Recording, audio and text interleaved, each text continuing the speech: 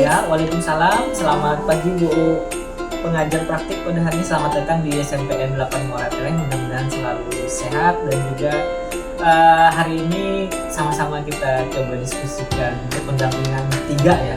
Iya, oke Pak Haris, terima kasih atas waktunya di sela kesibukan yang sangat wow ya Pak Haris ya. Oke, di kegiatan pendampingan individu yang ketiga ini tema kita yaitu implementasi pembelajaran yang berpihak pada murid. Untuk fokus pendampingannya yaitu refleksi hasil survei feedback 360 derajat dan penilaian sendiri tentang kompetensi guru penggerak. Itu yang pertama. Yang kedua, diskusi terkait rencana menerapkan pembelajaran sosial emosional. Yang ketiga, diskusi hasil lokakarya terkait keterlaksanaan dari tahapan kerja. Nah, saya mau mengingatkan lagi nih Pak, untuk yang instrumen surveinya apakah sudah di-upload ya? Ya, sudah. Alhamdulillah sudah dilihat juga ya, bagaimana umpan balik dari teman-teman. Sudah dilihat dari kepala sekolah, rekan dan juga siswa. Sudah kita lihat dari di-upload juga dan juga kita coba refleksikan. Oke Pak Haris. Sebelumnya saya mau tanya nih, kita kan di kegiatan pembelajaran hari ini kurang lebih sudah 3,5 bulan ya? Ya, 3,5 bulan. Hal apa yang sudah Dian dapatkan Pak selama ini? Ya, berdasarkan yang kita laksanakan ya, jadi sampai dengan di modul 2.2 ini tentunya banyak sekali yang sudah kita dapatkan, di mana kita mempelajari filosofi pendidikan Ki Hajar Dewantara, kemudian kita mempelajari visi misi guru penggerak, kemudian juga kita sampai ke budaya positif, dan pada akhirnya di sini yang menurut saya yang membuat pembelajaran ini ternyata perlu banget untuk mengelola sosial emosional tadi. Nah, jadi saya merasa di 2.2 ini kenapa kok materinya banyak banget ya, ternyata penekanannya di situ sangat bagus sekali, di mana kita sebagai pemimpin pembelajaran nanti bisa mengaplikasikan kompetensi sosial emosional tadi. Sebenarnya proses apa yang Pian lalui dari pembelajaran modul 2.1 dan modul 2.2 itu? Prosesnya apa? Prosesnya oke. Dari modul 2.1 sampai dengan sekarang tentu kan kita menitik beratkan pada pembelajaran yang berpihak pada murid tadi, di mana di awal 2.1 pembelajaran berdiferensiasi, kemudian setelah udah didiferensiasikan di standar proses, kemudian di konten sampai dengan di akhir proyeknya ternyata harus didukung juga dengan itu tadi sosial emosional. Jadi itu yang paling terkait di 2.1 2.2 tadi. Berarti banyak sekali Pak ya yang didapat ya, hal-hal baru lah hal-hal baru tentunya di setiap modul itu. Hal-hal barunya itu sangat berkesan, dan di modul 2.2 yang begitu banyak ini ternyata yaitu tadi akibat yang ditimbulkan efeknya itu sangat berasa sekali ya, dengan pembelajaran yang waktu kita tadi mempelajari modul-modul eksplorasi diri, konsep dan purpose semuanya. Saya rasa di modul 2.2 ini yang sangat panjang, menurut saya kurang tahu juga untuk di berikutnya 2.3 dan seterusnya. Oke, saya juga melihat bagaimana tugas-tugas Pian ketika di LMS di modul 2.2 dan 2.1 kita di eksplorasi konsepnya ada diskusi ya, ada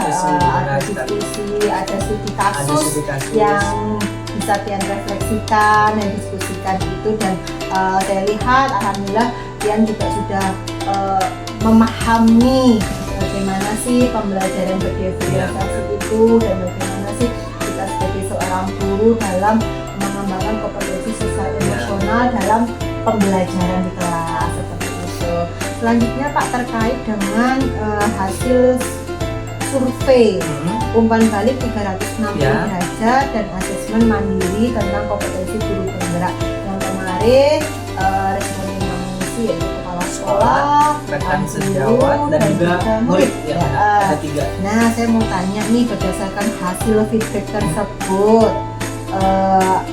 hal apa yang kurang dan yang perlu ditingkatkan Pak menurut responden masing-masing dan jelaskan alasannya kenapa. Yang pertama dari responden tentunya dari kepala sekolah selaku unsur pimpinan di sini, di mana berdasarkan hasil refleksi dari survei yang diisi, kemudian essay yang diisi, jadi ada kesan di situ bahwa sebagai TGP di sini saya harus meningkatkan kemampuan menyusun dan mengimplementasikan pembelajaran yang lebih beragam dan inovatif. Jadi di situ masih ditekankan di situ catatannya, yaitu pembelajaran yang beragam, inovatif dan menyenangkan. Jadi seperti itu. Walaupun sudah kita ada laksanakan penerapannya, tetapi tentunya kepala sekolah melihatnya lebih luas lagi, sehingga itu yang disarankan, itu yang dari kepala sekolah. Kemudian dari rekan sejawat yang mereka sangat antusias sekali dengan program guru penggerak ini, dan dari 3 rekan itu yang paling banyak muncul dari isian survei itu adalah mereka ingin meningkatkan keterampilan mereka sebagai pengelola pembelajaran supaya lebih efektif tadi. Nah, jadi apa tuntutannya bagi saya? Di situ catatannya, jadi agar saya lebih sering berkolaborasi, lebih sering berbagi praktik baik kalau saya lihat dari refleksinya ya. Dan juga saya harus selalu memberikan ini contoh teladan. Nah, jadi nanti mereka bisa mengimplementasikan hal tersebut dari apa yang mereka lihat, rasakan, dan yang saya bagi mereka. Jadi role model bagi mereka gitu ya, nah, Pak. Itu, Pak. Jadi mereka ini ingin membuktikan dan juga ingin melihat sejauh mana perbaikan saya sebelum dan sebelum proses dan sesudah guru penggerak tadi. Jadi itu yang sangat saya lihat dari refleksi 360 derajat tadi. Kalau dari siswanya, kemarin itu kita ambil dari kelas 7 dan 8 karena kebetulan yang kelas 9 pada saat itu sedang melaksanakan ujian. Ya, jadi feedbacknya mereka itu kayaknya pengen metode pengajaran yang beragam. Ya, yang beragam. Pembelajaran yang beragam tadi tentunya ada variasi metode, kemudian yang paling penting itu catatannya itu kalau saya lihat itu menarik minatnya.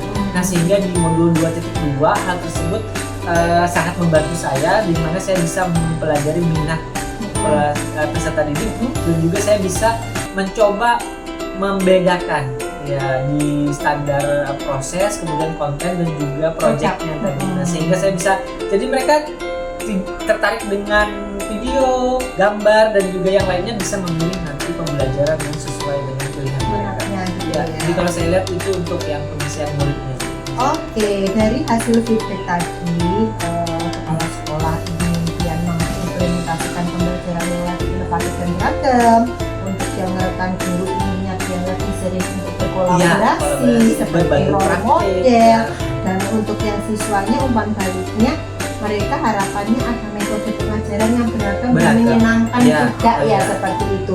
Nah, di sini rencana kalian untuk mengasah kompetensi yang kurang tadi seperti apa, Pak, rencananya? Oke, tentunya rencananya karena kita sudah memahami itu tadi ya, filosofi pendidikan, kemudian kita sudah memahami visi dan misi seperti apa, dan juga belajar diferensiasi, dan terakhir di sosial emosional. Nah, dari hal tersebut tentunya saya bisa menjadikan suatu utuh.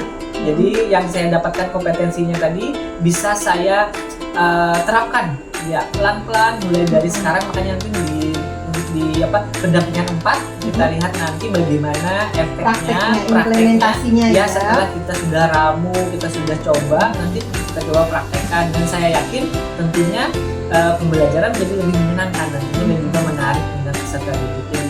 Oke, kira-kira dalam meningkatkan kompetensi tadi yang rencananya akan yang tuangkan di implementasi di kelas tadi ya, kira-kira nanti yang akan terlibat siapa? Tentunya yang paling banyak terlibat nanti adalah peserta didik tersendiri, kemudian juga wali kelas, dan juga nanti guru mapel pelajaran lain yang boleh nanti menyaksikan ataupun bisa menjadi observer. Jadi nantinya apakah ada catatan-catatan ataupun hal-hal menarik dan baru bagi mereka yang bisa diambil sebagai contoh atau role model tadi. Jadi seperti itu. Saya rasa paling banyak itu yang melibatkan siswa tadi, rekan sejawat dan juga wali kelas tadi.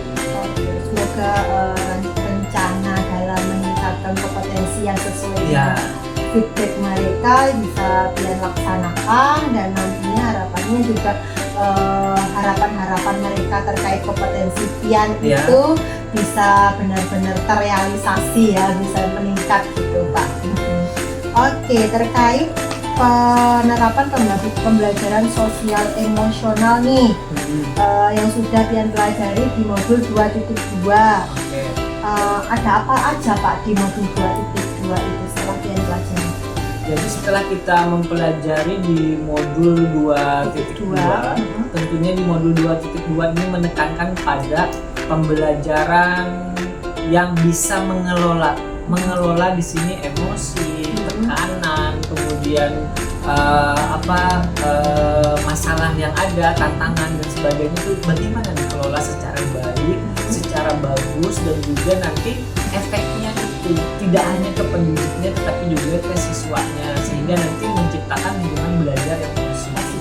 Jadi itu kalau saya lihat lebih penekanannya ke situ. Jadi makanya di modul 2.2 ini guru harus benar-benar sabar sepertinya ya. Harus bisa mengelola emosinya. Kan kita sudah belajar tentang stop, itu kan tekniknya. Mungkin tidak hanya gurunya aja ya, muridnya juga ya. Pasti Bu, ya. Karena dia belajar mengelola emosinya, dan juga kita mengarahkan emosi yang tadi, semangat tadi menjadi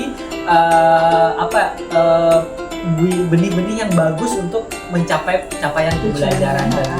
Oke, untuk perencanaannya nih Pak yang akan diterapkan di kelas terkait pembelajaran sosial emosional itu apa? Oke, jadi kita yang pertama itu mempelajari karakteristik dan kebutuhan dan juga minat siswanya.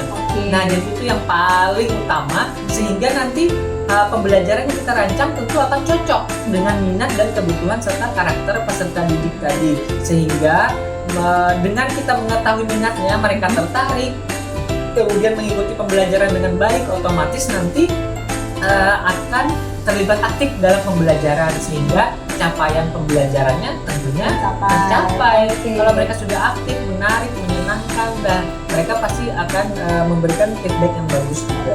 Dihubungkan dengan pembelajaran sosial emosional nih, kira-kira ada hal apa untuk pengelolaan emosi, kesadaran diri, manajemen diri siswa untuk yang terapkan di kelas itu dalam hal apa? Untuk yang diterapkan dalam kelas itu yang pertama kita menciptakan lingkungan belajar yang kondusif. Nah itu yang paling penting, dimana ketika ada emosi yang meletup-letup, kemudian ada ketidaksenangan terhadap pembelajaran dan sebagainya, itu yang kita kelola sehingga bisa menciptakan lingkungan atau budaya positif ataupun lingkungan yang mendukung pembelajaran tadi. Jadi itu pentingnya Bu. Jadi di 2.2 ini modul ini sangat bagus sekali, dimana ketika sudah tenang, emosi bisa dikendalikan, dan kita mulai bisa fokus gitu ya, sehingga proses pembelajaran gitu ya Pak ya. Jadi secara sadar mereka itu mengikutinya dengan runut, nah pelan-pelan tahapannya sampai dengan berakhir. Oke, harapannya kan tujuan pembelajaran tercapai gitu. Iya benar Bu. Jadi harapannya kita tujuan pembelajaran tercapai. Oke, terkait keterlaksanaan tahapan Bagja nih. Bagja. Sekarang kita mengambil itu kemarin waktu kita Loka Karya 2 kita membahas tentang visi guru penggerak. Ya, visi guru penggerak. Terkait perubahan-perubahan apa yang akan kita lakukan untuk mencapai dari visi yang sudah kita rancang. Nah, berdasarkan itu dari rencana perubahan yang sudah dia lakukan, apakah sudah menerapkan metode Bagja? Oke, jadi dalam penerapannya tentunya dari itu tadi pembelajaran sebelumnya untuk Bagja ini tentu sudah diterapkan metode Bagja untuk perencanaan. Yang paling penting di sini adalah perubahan diri. Nah, jadi perubahan diri di mana Bagja masih saya lakukan dalam proses pencapaian, namun tentunya dengan komitmen, terus belajar, beradaptasi, kolaborasi, saya yakin hasil daripada perencanaan perubahan ini pasti lebih efektif nantinya. Nah, dari tahapan baca yang sudah dia lakukan tadi Pak ya, terkait rencana perubahan. Ya. Nah, itu apakah dari perubahan-perubahan yang dia lakukan selama ini sudah mencapai visi dari yang dia inginkan? Sampai dengan saat ini, sampai dengan saya tentunya mengarah sudah kepada apa yang saya rencanakan, apa yang visi ataupun misi yang ingin saya capai. Jadi sampai dengan saat ini tahapan Bagja ini sepertinya sudah sesuai, namun tentunya ada beberapa yang perlu kita perbaiki nantinya ke depannya. Dan kalau saya lihat di sini adalah dalam manajemen waktu dan juga komitmen. Nah, jadi kan kita perlu dua itu. Jadi kalau misalnya waktunya tidak dimanajemen dengan baik, tentunya nanti sampai akhir tahun visi misinya tidak tercapai nanti. Nah, jadi seperti itu. Jadi kalau saya lihat di situ yang menjadi catatan di tahapan Bagja, satu saya harus memanajemen waktu, yang kedua harus konsisten. Jadi itu dua hal tersebut. Tantangannya itu ya Pak? Iya, dua hal itu Bu, sangat berat sekali tantangannya ya, konsisten. Kadang-kadang kita ada kegiatan dan sebagainya, ternyata kelupaan lagi nih penerapannya sudah sampai mana, ternyata harus dievaluasi lagi, jadi seperti itu. Oke, terkait dari tadi kan ada tantangannya ya Pak Benar. untuk memperbaiki atau meminimalisir tantangan tersebut, strategi apa yang akan dia lakukan? Ya, tentunya untuk meminimalisir hal tersebut saya tidak bisa sendiri, sehingga saya melibatkan rekan-rekan sejawat tadi untuk membantu saya dalam hal pencapaian tersebut. Jadi kita uji cobakan dengan 1 orang, 2 orang, 3 orang seperti itu, sehingga tahap pencapaiannya ini bisa kita pantau, dan juga ada feedback dari mereka yang ikut dalam mencoba tahapan-tahapan Bagja yang tadi ya. Jadi tahu rujukannya untuk melakukan perubahan diri, bagaimana prosesnya. Dan juga saya di sini mengajak mereka, ini loh capaian visi dan misi yang ingin kita capai, sehingga mereka tahu, oh ternyata tujuan kita baik itu jangka menengah, pendek dan panjang itu kan dibahas di sini nantinya. Oh ternyata tujuan kita tahun ini sampai sini. Nah, jadi seperti itu. Oke, baik sekali. Oke Pak, dari kurang lebih kegiatan kita 3 bulan ya. Kita fokusnya ke 1 bulan terakhir. Kira-kira perubahan sikap apa yang dia miliki Pak? Oke, baik. Kalau kita lihat perubahan sikap yang saya rasa adalah yang menjadi apa nih? Iya. Seperti apa? Rasanya sikapnya itu merasa saya itu harus menjadi pemimpin pembelajaran yang bisa mengontrol dan menjaga dan juga mengatur emosi tadi. Nah, itu tadi pembelajaran yang paling penting tadi. Kadang-kadang kita selaku pendidik malah emosi kita yang tidak bisa kita tahan dan sebagainya, sehingga bisa lebih sabar dalam menghadapi peserta didik itu. Yang hal yang paling sikap yang saya rasakan di sosial emosional. 1 bulan terakhir. Ya, 1 bulan terakhir itu yang paling. Kalau perubahan keterampilan Pak, ada perubahan keterampilan apa nih dari Tian dalam 1 bulan terakhir ini? Yang pasti 1 bulan terakhir ini, saya sudah memiliki keterampilan mengelola emosi peserta didik dengan cukup baik.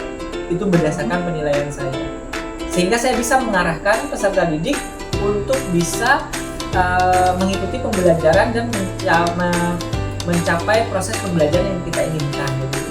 Oke, nah dari kegiatan pendampingan yang ketiga ini, menurut kalian hal menarik apa yang kalian dapat setelah kita melakukan proses pendampingan ini? Jadi selama proses pendampingan ini, hal menarik adalah pendampingan hari ini memberikan saya semangat ya, dan juga efek yang bagus, yang positif sebagai pemimpin pembelajaran tadi, di mana kompetensi sosial, emosional yang sangat penting dan tidak semua orang bisa mempelajari ini. Dan ini yang membuat saya menjadi kesempatannya loh. Ini loh, kita dapat kesempatan buat belajar ini kita didampingi, ada mengajar praktik, ada fasilitator yang mengarahkan. Kalau kita belajar sendiri pun mungkin tidak akan tuntas. Iya, sebagai bahan refleksi ya kegiatan pendampingan kita ini ya. Oke, dari kegiatan pendampingan yang ketiga ini, menurut dia hal apa yang sudah baik dan yang perlu diperbaiki dari kegiatan ini. Jadi sebagai bahan refleksi saya juga ini. Jadi hal yang sudah baik adalah memahami pengajar praktik sudah memandu CGP untuk bisa memahami proses capaian pembelajaran dengan meningkatkan kompetensi sosial emosional. Jadi itu yang bagus. Jadi terima kasih pengajar praktik Bu Elita yang sudah memfasilitasi sehingga kita bisa mengetahui proses dan juga capaian belajar yang harus kita lakukan, dan juga kita bisa mengelola, sekali lagi mengelola emosi tadi, baik itu emosi pendidik maupun peserta didik. Mengelola waktu juga ya. Iya Pak, manajemen waktu, komitmen tadi.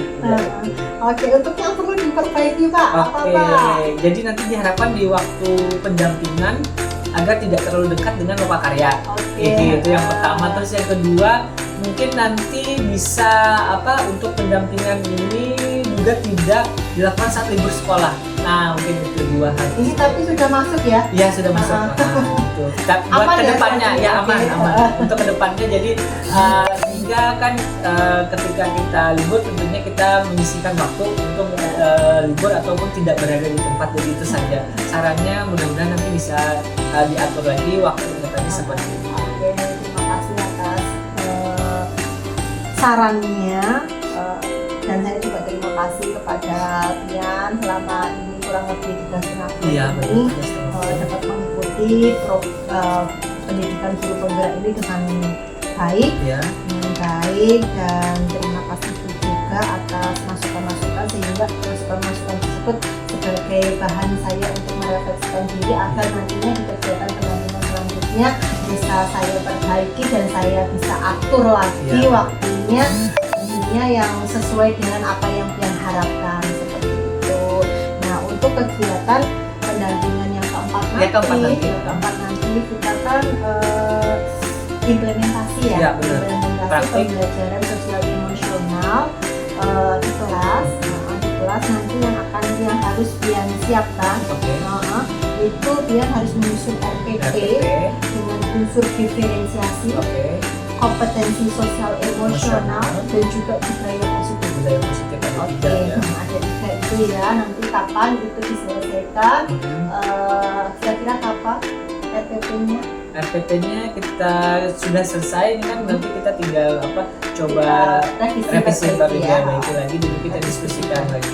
Oke, nanti RPP tersebut nanti harus dikirim ke saya untuk diberikan umpan balik. Terus nanti ketika kegiatan implementasi tersebut di kelas minimal 2 jam pelajaran. 2 jam pelajaran. Jika memang mau lebih, misalnya 3 jam, silakan disesuaikan dengan kegiatan pembelajaran yang sudah Pian susun. Seperti itu. Mungkin itu terkait pendampingan individu yang ketiga. Ada yang ditanyakan mungkin? Cukup mungkin Bu. Jadi terima kasih pada hari ini. Jadi saya hanya bisa menyampaikan terima kasih dan juga terus dukungan untuk rekan-rekan pengajar praktik dan juga untuk fasilitator kita agar tidak segan-segan memberikan saran, teguran dan sebagainya selama pendidikan guru penggerak di angkatan 10. Iya, jangan bosan-bosan ya kalau Ya, saya japri mengingatkan tugas-tugas. Gitu.